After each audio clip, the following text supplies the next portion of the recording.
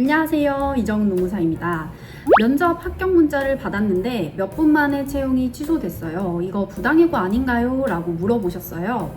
실제로 얼마 전 모 회사에서 2차례 면접을 거쳐서 합격자에게 합격 통지 문자를 보내놓고 불과 4분 뒤에 채용을 취소한 사례에서 부당해고다라고 판결을 했습니다. 이 대화 내역을 한번 같이 보시면요. 대표자가 안녕하세요. 합격을 통보합니다. 연봉은 1억 2천만 원입니다. 내주 월요일 6월 10일부터 출근하시면 됩니다. 땡땡땡 드림이라고 보냅니다. 그래서 합격자가 안녕하세요 대표님 감사합니다. 혹시 주차 등록이 가능할까요? 하면서 차량 등록증을 첨부를 했어요. 그랬더니 대표자가 만차여서 주차가 안 됩니다 라고 답변을 했고요. 합격자는 네, 대중교통으로 이용하겠습니다. 급여일은 언제일까요? 라고 재차 질문을 했어요. 그랬더니 대표가 채용을 취소하겠습니다 라고 답변을 했습니다. 네, 좀 그렇죠. 이분 원래 급여가 1억 2천만 원의 고액 연봉자였기 때문에 배상액도 꽤나 크셨던 것 같아요. 그래서 어쨌거나 이게 도의적으로 바른 방향은 아니다. 이거는 알겠는데 도대체 입사도 안 한 사람한테 어떻게 부당해고라는 게 성립하냐, 이 부분을 많이 궁금해 하시더라고요. 예를 들어서 설명을 해드리면 대기업에서 공채나 인턴을 채용할 때 보시면 면접을 보고 적격자를 채용을 하잖아요. 그러면서 졸업이라고 하는 조건을 걸어둡니다. 이렇게 고용시장에서 흔히 발생하는 상황에 대해서 법원은 어떻게 보고 있냐면 기업이 근로조건을 정해서 공채로 신입사원을 모집하는 것은 청약의 유인, 신입사원이 서류 전형, 그리고 면접 전형에 응하는 것은 이제 청약, 그리고 회사가 최종 합격 통지를 하는 경우 승낙의 의사표시다라고 해서 근로계약 관계가 성립이 되었고 채용 내정 단계다라고 표현을 합니다. 다만 아까 이제 졸업이라고 하는 조건이 붙어 있었잖아요. 이것은 이제 사업주에게 조건을 충족시키지 못할 경우에는 근로계약을 해지할 수 있다라고 해서 그 해지권이 유보되어 있다라고 표현을 하고 있습니다. 결국에는 어느 정도 근로계약의 중요한 조건들이 정해진 채용 내정 단계에서는 근로관계가 성립이 된 것이고 사업주가 합리적인 이유 없이 그 근로관계를 해지했다 혹은 이제 취소했다라고 한다면 그것은 해고다라고 보고 있는 겁니다. 더 나아가서 제가 인트로에서 소개해드린 사례처럼 어떠한 성취 조건도 없이 그냥 채용이 확정되어 있는 경우, 그러한 경우에는 근로계약 관계가 더 명확하다라고 볼 수 있겠죠. 자, 그럼 사실 채용 취소를 할 때 당연히 사업주분들이 이게 부당해고인 줄 아시면 안 하시겠죠. 근데 이제 대부분 사업주분들이 채용 취소가 부당해고다 라고 생각을 못 하시고 채용 취소를 하기 때문에 해고 통지서라든지 서면 통지 의무를 지키시는 경우가 거의 없습니다. 그래서 절차적 정당성을 지키지 못해서 해고가 부당하다라고 판정이 되는 경우가 많겠죠. 근로자 입장에서는 채용이 된다라고 해서 지방에서 이사를 오시는 분들도 계시고요. 혹은 이제 내가 다른 곳에 면접을 보려고 하다가 여기 이제 최종 합격 통보를 받음으로 인해서 면접을 보러 가지 않는 경우도 있잖아요. 그래서 여러모로 손해가 발생하실 수 있는데 이런 부분들을 좀 권리를 보장해주기 위해서 노동위원회 권리구제 신청을 하실 수 있습니다.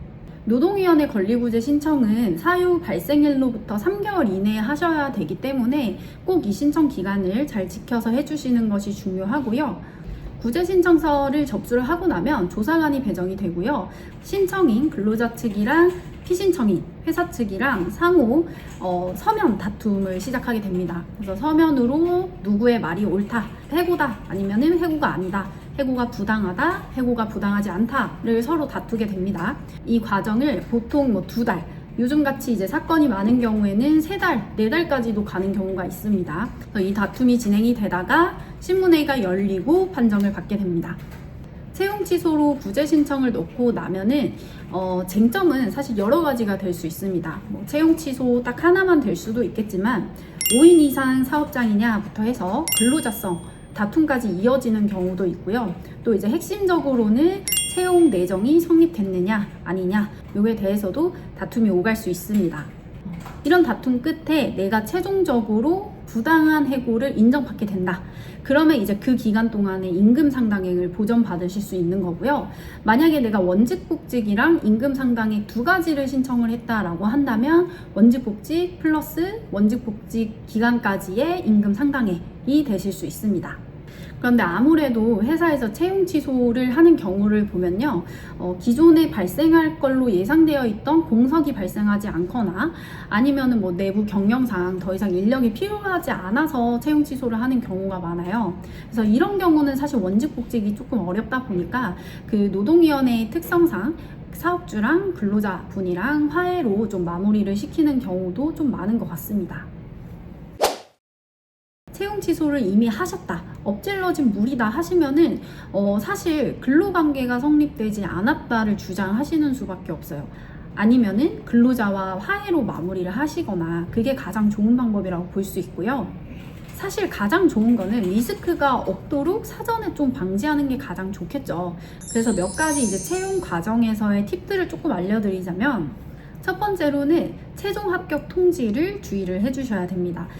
당연히 이거는 뭐 신중하게 진행을 하실 테지만, 간혹 가다가 사업주의 의도와는 다르게 이제 근로자분들이 나는 면접에서 어느 정도 이제 근로 조건도 들었고, 또 이제 면접자가 나한테 채용을 할 것처럼 얘기를 했다. 그래서 나는 이제 최종적인 합격 대상자라고 나는 생각을 했다.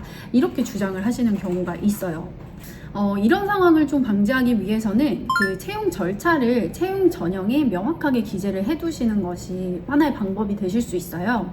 그래서 뭐 예를 들어서 면접 과정에서는 합격 여부를 통지하지 않고 면접 이후에 개별적으로 통지한다 라고 딱 못을 박아두는 거죠. 두 번째로는 그 면접 과정에 참가하는 전 직원에 대한 교육도 필요합니다. 면접에 들어가는 면접자는 내가 아무리 마음에 드는 피면접자가 있다라고 하더라도 채용하고 싶네요, 같이 일을 해보고 싶네요, 같이 일을 하게 될 것 같아요, 이런 개인적인 감정이 담긴 그런 발언들은 하시면 안 되고요. 괜히 이제 기대를 줄 수 있으니까 주의를 해주시는 것이 좋습니다. 또 문자 발송을 잘못 발송을 해서 문제가 되는 경우도 있거든요. 그래서 그 문자 발송을 담당하는 직원도 사전에 이제 결제를 통해서 신중하게 업무를 수행할 수 있도록 교육을 해두시는 것이 좋겠습니다.